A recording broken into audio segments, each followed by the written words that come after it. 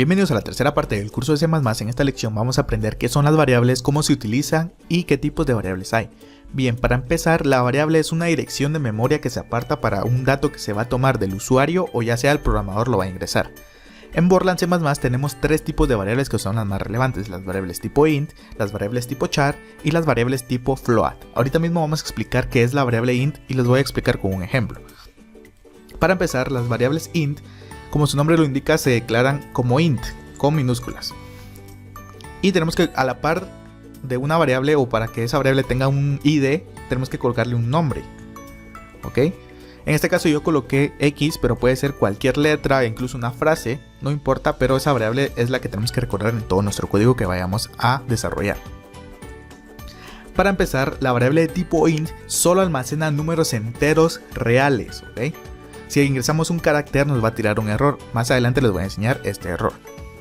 Para empezar, tenemos que pedir al usuario un dato. En este caso vamos a imprimir algo en pantalla, como ya lo habíamos aprendido en el video anterior, que sería cout, comillas, y le vamos a decir al usuario que ingrese un número.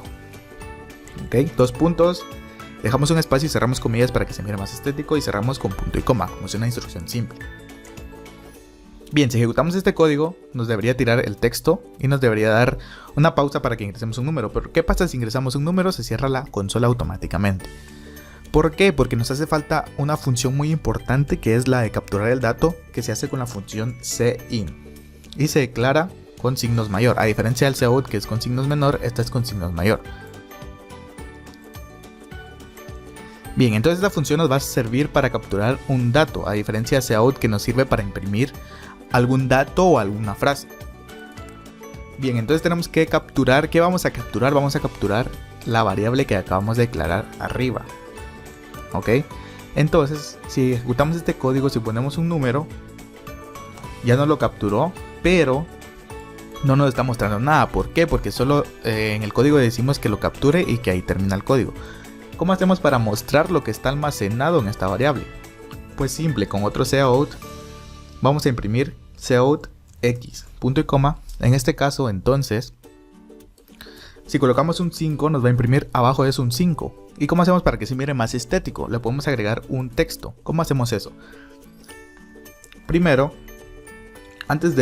después del cout ponemos otros signos menor, comillas, y colocamos el número es, dos puntos, espacio, cerramos comillas, y en este caso ya nos va a aparecer adjuntado a la variable que tenga x o al valor que tenga x junto con este texto.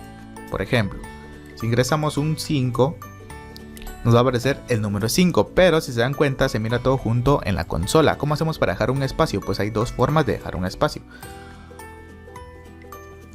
A la parte de esto podemos poner barra invertida n, que sería, pero eso sería al principio, ¿ok? Barra invertida n y un espacio. Eso lo que hace es dejar un salto de línea, que sería por ejemplo esto, ¿ya? El número de 5. Pero hay otra forma también de dejar un espacio, que sería a la par del cout, otra vez signos menor, ndl, que esto significa un salto de línea, ndl. Esto significa un salto de línea dentro de la consola. Hace totalmente lo mismo, ¿ok? Hay dos maneras de hacer eso. Por ejemplo, el número 5 da un salto de línea en la consola para que se mire más estético. Como decía anteriormente, esta variable tipo int solo almacena números enteros. Si ingresamos un carácter o una letra, nos va a tirar un número aleatorio. ¿Pero por qué? Porque este tipo de variables no está hecha para almacenar un carácter. Para eso tenemos las variables tipo char. Que las variables tipo char se dividen también en dos categorías: carácter y cadena, ¿ok? Para empezar, un carácter es esto, se declara así, char x, solo en vez de int cambiamos char y ya tenemos una variable tipo carácter. Entonces cambiamos el texto y le decimos a la persona que ingrese una frase y cambiamos lo de abajo también. Entonces, si ingresamos por ejemplo una h, sí va a capturar la h y no nos va a tirar un número aleatorio como nos tiraba con la variable tipo int.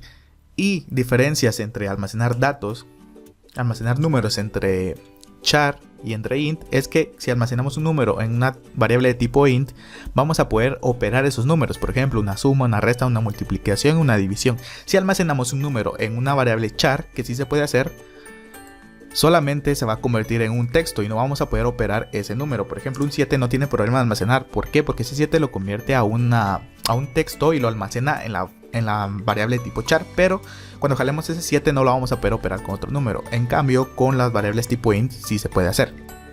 Ok, entonces esto es, como les decía, la char se divide en dos categorías, cadena y carácter. Esta es un carácter, ¿ok? ¿Por qué es un carácter? Porque si ingresamos a la frase hola solo nos va a tomar la primera letra que encuentre de esa frase o de esa palabra. Entonces, para convertirlo en tipo cadena, nosotros después del nombre de la variable tenemos que colocar entre corchetes el espacio o los caracteres que va a tener esa cadena. Por ejemplo, yo quiero que tenga 10 letras mi frase. Entonces ingresamos hola, captura totalmente hola, ya no captura solo la frase H, ¿ok?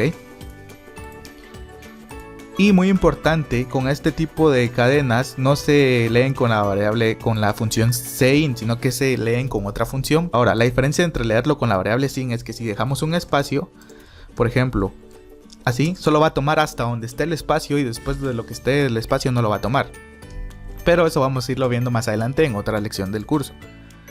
Ok, entonces ya explicamos las variables tipo char, ahora vamos a explicar las variables tipo float, que son las últimas que son las más utilizadas en Borland C++. Bien, vamos a capturar otra vez un número, porque esta variable también captura números, pero a diferencia de la variable int, es que la variable tipo float captura un número real, pero también con decimal, tanto enteros como decimales, ¿ok? Por ejemplo, ingrese un número, si capturamos 7 va a capturar 7, pero ¿qué pasa si le ingresamos un decimal? También va a capturar el decimal, ¿ok? Por ejemplo, un 7.7 captura el decimal junto con su entero. En cambio, si cambiamos esto a int, si le ponemos un 7.2 solo va a tomar el entero, un 7.8 solo toma el entero y el float toma el decimal. Entonces hasta aquí la explicación de las variables en C++. Espero que el video les haya sido de mucha ayuda. No olviden suscribirse para recibir las notificaciones cuando suba un nuevo video. Hasta la próxima.